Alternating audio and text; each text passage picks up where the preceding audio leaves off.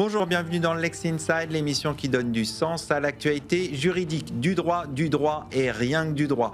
Au programme de ce numéro, on va parler de la fuite de données médicales avec Sonia Cissé, avocate associée au sein du cabinet Linklaters. On parlera ensuite de la loi relative à l'organisation des Jeux olympiques et paralympiques de 2030 avec Jean-Philippe Thiellet, avocat associé chez CMS Francis Lefebvre. Et enfin, on parlera de l'avant-projet de loi sur la transparence salariale avec Julien Perdrizo Renaud, avocat senior chez Simons et Simons.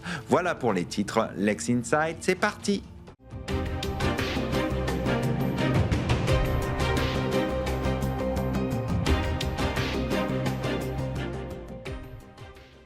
On commence tout de suite ce Lex Inside et on va parler de la fuite des données de santé. Quels sont les enjeux juridiques? On en parle avec mon invité Sonia Cissé, avocate associée au sein du cabinet Linklaters. Sonia Cissé, bonjour. Bonjour Arnaud. Alors avant d'entrer dans le cadre juridique, c'est bien de savoir ce dont on parle.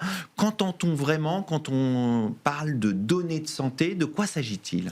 En fait, les données de santé, ce sont des données qui se rapportent à l'état de santé physique ou mentale d'une personne. Alors, il y a évidemment un nombre de données de santé que l'on comprend tout de suite, du type les ordonnances, les résultats médicaux, le dossier médical d'un individu, mais il y a également des données de santé qui sont un peu plus, je dirais, subtil, du type, par exemple, les applications de suivi du sommeil ou encore l'affiliation à une mutuelle spécialisée dans un certain type de pathologie. Et donc, ces données, elles ont bien entendu des spécificités, puisque tout traitement de ces données pourrait malheureusement, dans certains cas, donner lieu à des conséquences négatives du type discrimination à l'embauche, discrimination au droit à l'assurance. Il pourrait également y avoir, dans des cas très particuliers, du chantage. Et par conséquent, ces données, le règlement de protection des données, le règlement général de protection des données, leur donne un caractère dit sensible et vient les protéger d'une façon beaucoup plus importante que des données dites standards, au même titre que d'autres données du type l'appartenance ethnique, les convictions religieuses ou l'orientation sexuelle. C'est pour ça qu'elles occupent une place à part? Absolument. Il y a un caractère très intime à la donnée de santé. C'est quelque chose qu'on ne peut pas changer, bien entendu. Vous changez d'adresse, vous changez de numéro de téléphone, mais par exemple, votre groupe sanguin, c'est quelque chose qui vous appartient pleinement, qui vous correspond, et donc qui tout de suite fait je dirais, un aspect très sensibilité, qui joue sur la sensibilité des individus, et donc qui nécessite une protection particulière. Alors, vous l'avez dit, ces données de santé sont des données sensibles. Quel est le cadre juridique applicable à ces données de santé? Alors, il est très clair, notamment avec, comme je le disais, le règlement général sur la protection des données, qui vient, alors par principe, interdire le traitement de ces données, sauf dans des circonstances très particulières. Ces circonstances, c'est, par exemple, le consentement explicite de la personne, la nécessité de prodiguer des soins médicaux. Il va également y avoir les obligations de recherche et développement, ou encore l'intérêt public dans le cadre d'un secteur de santé publique où on peut bien évidemment traiter ces données de santé. Et puis en France, il faut ajouter au règlement général sur la protection des données la loi informatique et liberté, qui vient également encadrer le traitement de ces données dites sensibles. Et puis, il y a aussi un point très important en France, c'est bien entendu, c'est l'hébergement de ces données, puisqu'il y a une certification dite HGS, hébergement de données sensibles, de données de santé, qui nécessite que ces données ne soient hébergées que par des prestataires qui ont reçu une accréditation spécifique. Et bien entendu, il y a également d'autres référentiels, ceux de la CNIL et ceux également de l'Agence du numérique de santé. Donc on voit qu'il y a un cadre juridique très strict. On va s'intéresser maintenant à la fuite de données. Qu'est-ce qu'une fuite, une violation de données au sens du RGPD? Exactement. Alors c'est effectivement le RGPD qui nous a donné une définition précise.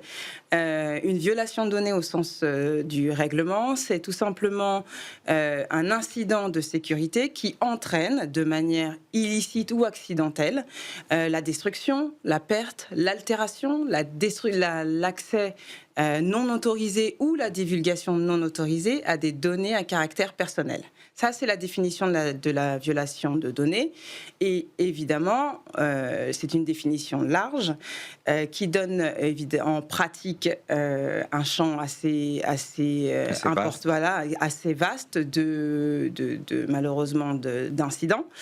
Donc on pense tout de suite, bien entendu, aux cyberattaques par rançongiciel, donc les cyberattaquants qui s'infiltrent sur un système pour avoir accès à des données à caractère personnel, y inclut des données de santé. Il y a également, bien entendu, tout simplement l'erreur humaine, c'est-à-dire qu'une personne envoie un email contenant des données à caractère personnel à des mauvais destinataires. Et puis, il y a également, encore une fois, en termes d'erreur humaine, ça peut être un oubli d'un ordinateur non chiffré, par exemple dans le train, dans le métro, voilà. Alors, il y a des multiples exemples de fuites de données, Oui. d'hôpitaux, d'applications qui hébergent un certain nombre de données de santé. Comment on définit la responsabilité des acteurs quand un événement important comme une fuite de données de santé arrive? Alors, cette responsabilité, elle est encore une fois apportée par le règlement général sur la protection des données. Elle est simple, elle prévoit 2 types d'acteurs. Vous avez notamment le responsable de traitement, donc c'est celui qui définit les moyens et les finalités du traitement. À partir de là, ce responsable de traitement, on va être sur, par exemple, les hôpitaux, les startups qui traitent justement ces données de santé. On va être sur les médecins. Et donc, ces personnes-là, elles ont une responsabilité pleine et entière au regard du règlement européen. Mais il y a également maintenant les sous-traitants. Et les sous-traitants, ça va être les hébergeurs cloud, par exemple, qui hébergent les données. Ça va être toutes les sociétés de prestations informatiques, de prestataires informatiques qui, par exemple, mettent des logiciels de santé à disposition justement des hôpitaux, des médecins. Donc il y a une vraie chaîne de responsabilité. Absolument. Est-ce qu'il y a des niveaux de responsabilité selon où on se place dans cette chaîne? Eh bien, oui et non. Oui, parce que, évidemment, dans le cadre d'un traitement, notamment de données de santé, les regards se tournent tout de suite vers les responsables de traitement. Toutefois, le règlement européen a introduit une responsabilité forte également des sous-traitants qui ne peuvent plus juste se retourner, en tout cas se cacher derrière les responsables de traitement. Ils sont responsables à part entière, ils ont des obligations strictes et doivent les respecter, sans quoi leur responsabilité peut également être recherchée. Alors dans ce cas d'un événement comme une fuite de données, c'est quoi les premières actions à mener, les premiers réflexes à avoir? Alors, il y a des obligations de notification, notamment auprès de la CNIL, donc la Commission nationale de l'informatique et des libertés.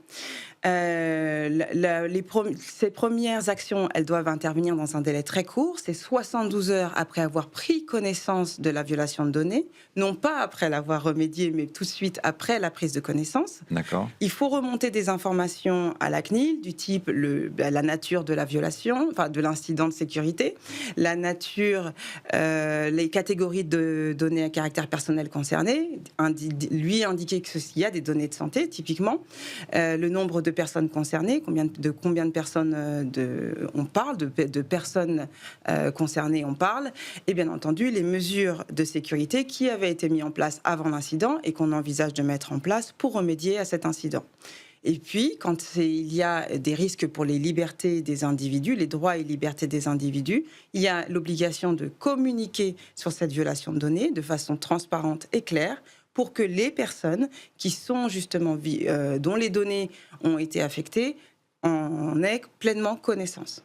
On va conclure là-dessus. Merci Sonia Cissé. Je rappelle que vous êtes associée au sein du cabinet Linkletters. Merci Arnaud. Tout de suite, on change de domaine. On va parler de la loi sur l'organisation des Jeux Olympiques et Paralympiques 2030.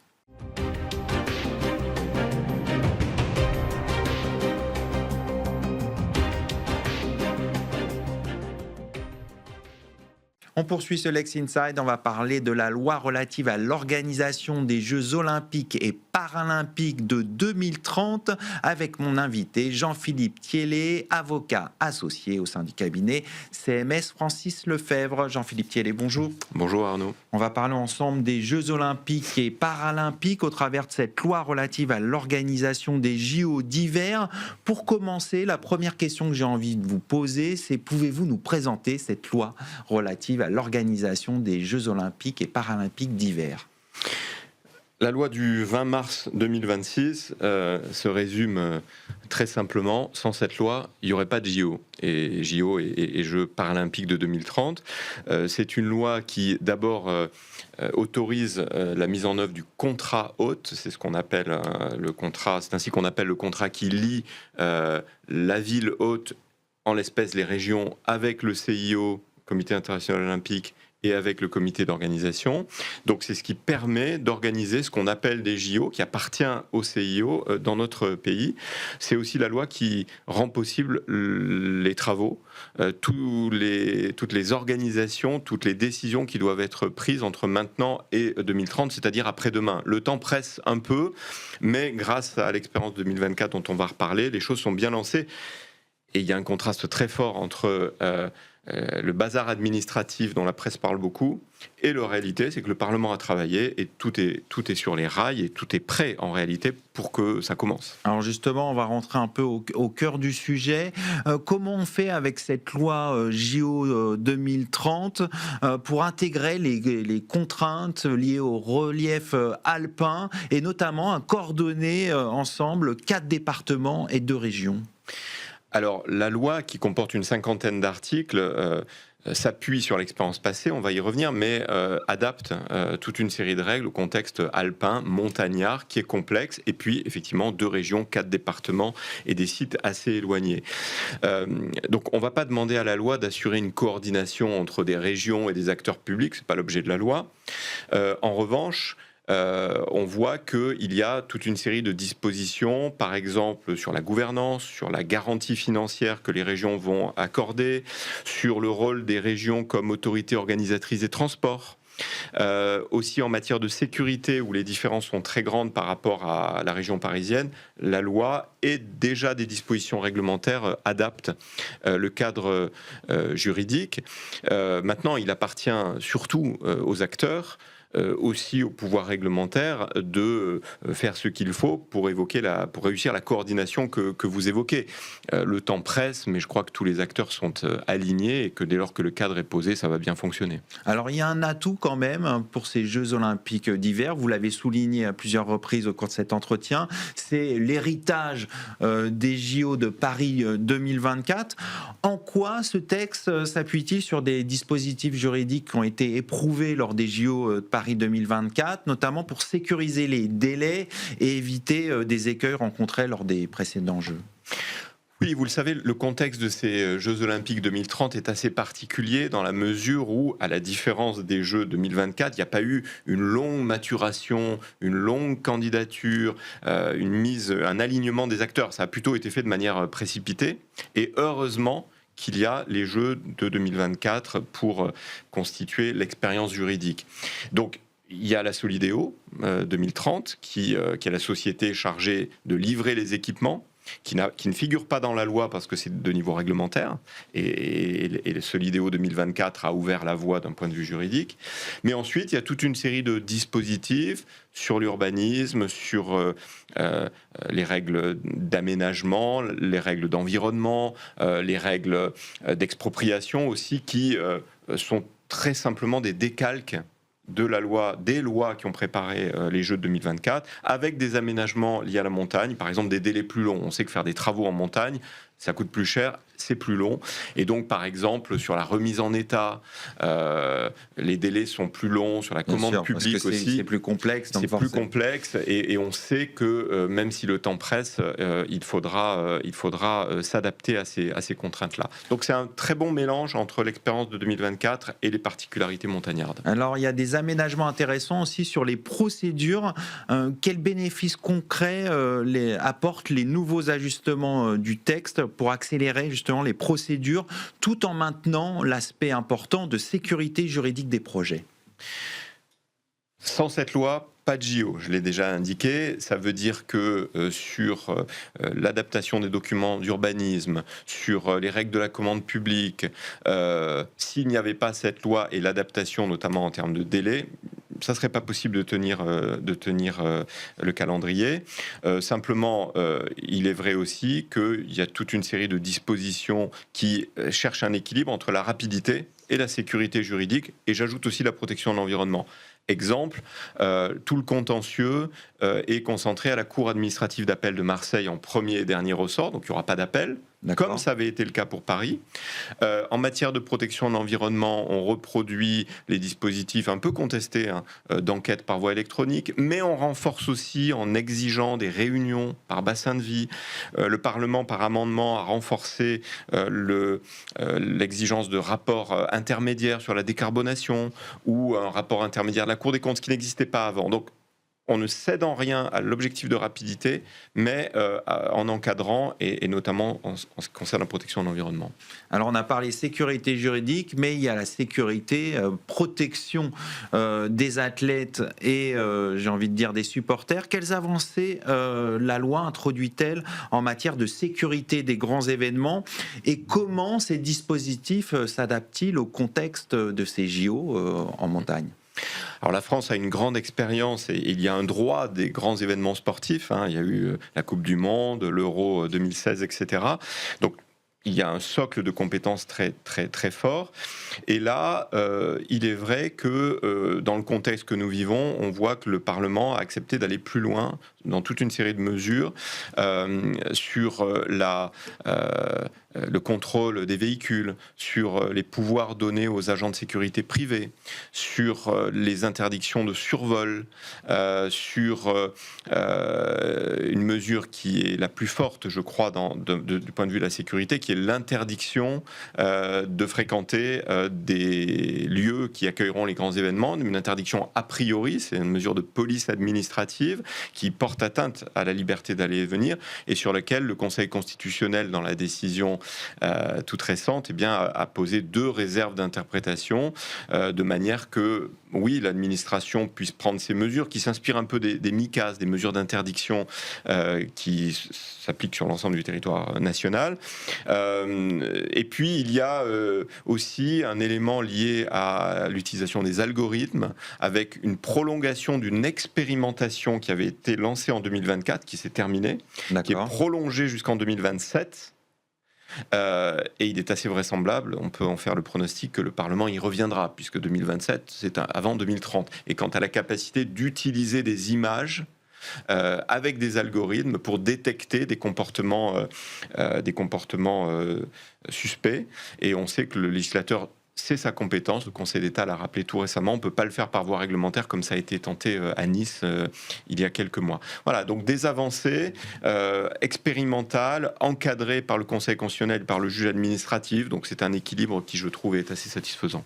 On va conclure là-dessus. Merci Jean-Philippe Thiellet. Je rappelle que vous êtes avocat associé au sein du cabinet CMS Francis Lefebvre. Merci beaucoup. Tout de suite, on change de domaine. On va parler transparence salariale avec l'avant-projet de loi qui transpose la directive sur la transparence salariale.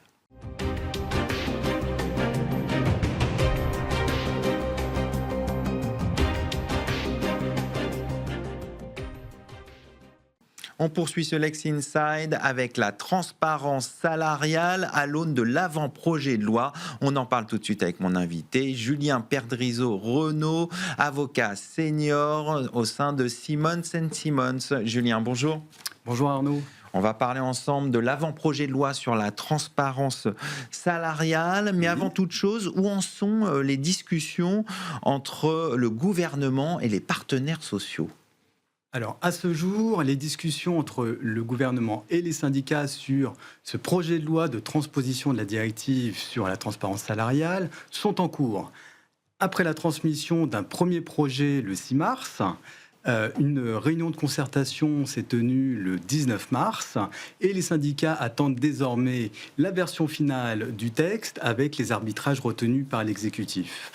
Les points de vigilance ou les incertitudes aujourd'hui concernent l'examen parlementaire et quelques points techniques du texte. Alors justement, c'est quoi le calendrier parlementaire et les prochaines étapes du processus pour cette transposition de la directive transparence salariale ?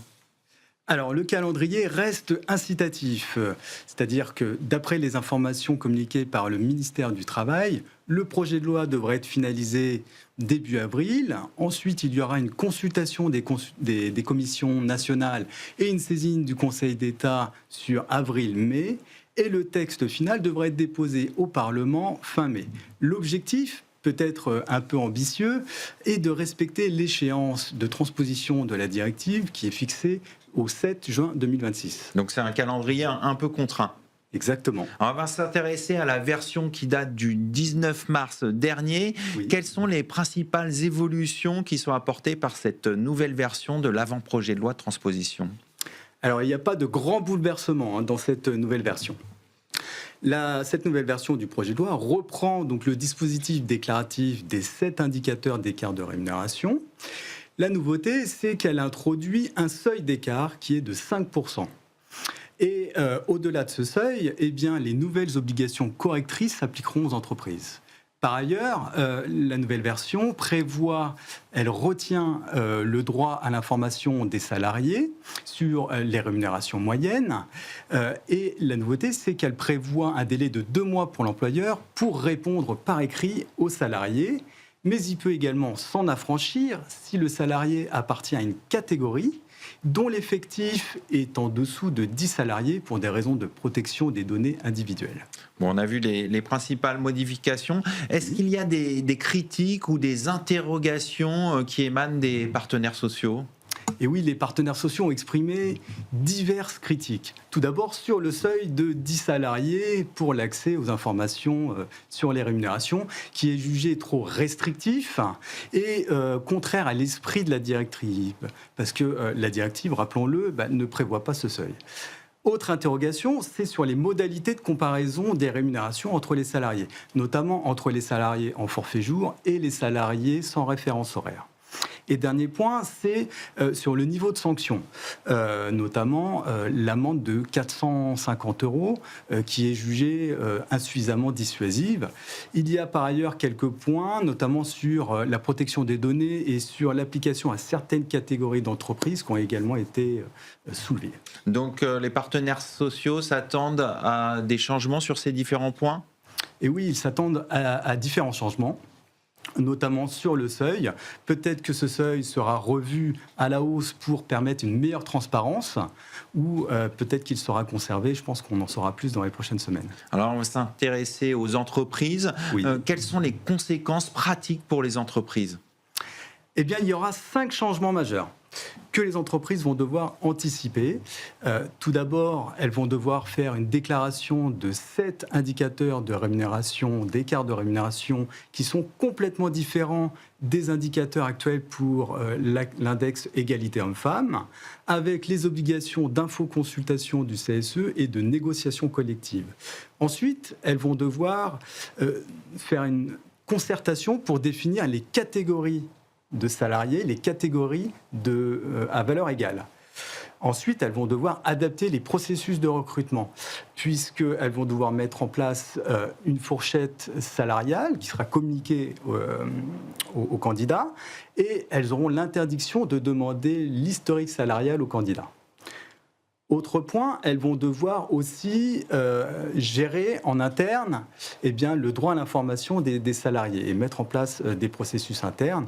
Et enfin, c'est surtout l'entrée en vigueur de toutes ces obligations qu'elles vont devoir anticiper, puisqu'elles vont entrer en vigueur mi-2027 et pour les indicateurs, ça va être plutôt sur 2030. Alors, vous l'avez dit, il faut anticiper ces mesures. Concrètement, comment les entreprises peuvent se préparer à ces changements qui semblent importants ?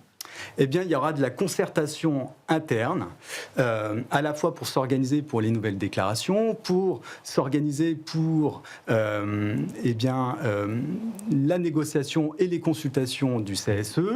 Il y aura également des processus internes à mettre en place pour définir les catégories de salariés, travail égal, valeur égale, avec des nouveaux critères comme les conditions de travail, qui sont des nouveaux critères pour définir les catégories de salariés, et ensuite adapter tout leur processus de recrutement et leur processus de délivrance de l'information aux salariés. Est-ce que vous avez peut-être des petits conseils à donner aux entreprises que vous conseillez quotidiennement sur ces sujets ? Bien sûr, bien sûr. Alors, il y a deux aspects. Il y a l'aspect, on va dire, franco-français, où les entreprises vont devoir se concerter en interne, et il y a les aspects internationaux, puisque la directive est implantée en Europe, et donc les entreprises peuvent faire le choix d'avoir une approche globale, soit dans la définition des catégories des salariés, soit dans ce qu'ils appellent les consultations collectives, ce qui inclut l'infoconsultation du CSE, soit dans leur process de recrutement pour harmoniser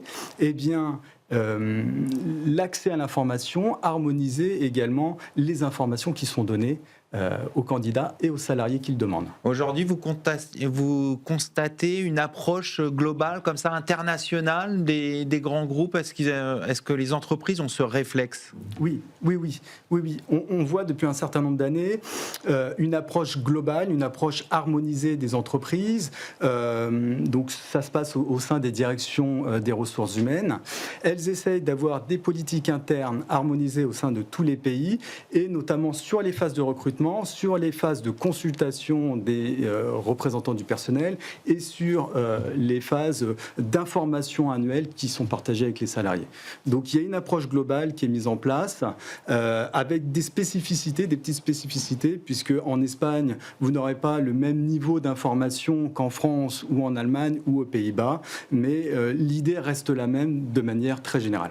Pour finir, vous pensez que là, on a vu que le calendrier est contraint, on va arriver sur des changements mineurs sur les prochaines versions du texte ? Oui, on aura pas de grandes surprises anticipées, des changements mineurs, mais des changements importants. Des changements sur le seuil d'accès aux informations. Aujourd'hui, il est de 10 salariés. Donc, en dessous de 10 salariés, l'entreprise a le droit de refuser de communiquer sur les écarts de rémunération, sur les rémunérations moyennes. Au-delà, elle sera contrainte de dévoiler ces informations. Donc, sur ces points techniques, il y aura des discussions. Donc, il y a des discussions en cours avec les partenaires sociaux, mais il y aura également des discussions au sein de l'hémicycle. Bon, on va suivre ça de près. Merci Julien Perdrizzo-Renaud. Je rappelle que vous êtes avocat senior chez Simons & Simons. Merci beaucoup Arnaud. C'est la fin de cette émission. Merci de votre fidélité. Restez curieux et informés. À demain sur Be Smart for Change.